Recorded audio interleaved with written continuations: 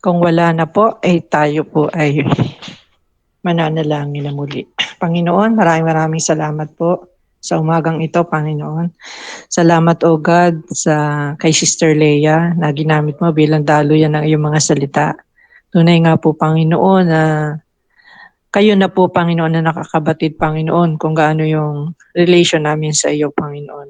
Lord, salamat po sa Kanya na bawat isa sa amin ay muli ay na-remind, ito ay challenge sa amin, Panginoon, upang mas lumalim pa kami sa pananampalataya sa iyo, O God, yung relasyon namin sa iyo.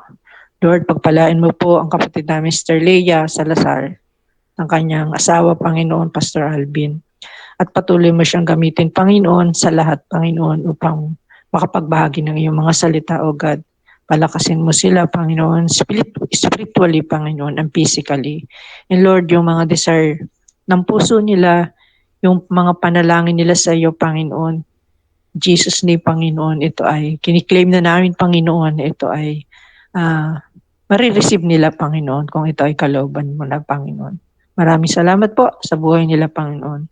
At sa bawat isa sa amin, Panginoon, na narito, Panginoon, ngayong umaga na nakarinig, patuloy mo kaming in-nurture, Panginoon, ng iyong mga salita, ng aming mga pakikinig, Panginoon, upang kami ay maging karapat-dapat, Panginoon, na magdala ng iyong mga salita, Panginoon, sa lahat.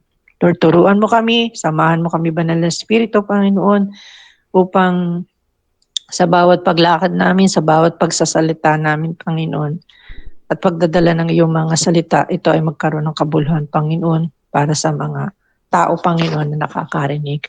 At ngayong umaga, Lord God, tayo muli dudulog namin sa iyo ang aming mga panalangin. Kay Sister Beck Arsiaga, continuous guidance and protection for the whole family, blessing upon blessing, financially, spiritually, pag-iingat sa work. Thank you so much po, Lord, sa pagpasa ni Jedi sa pre-board exam. Part 1, praying again po for the Part 2 or final pre-board on May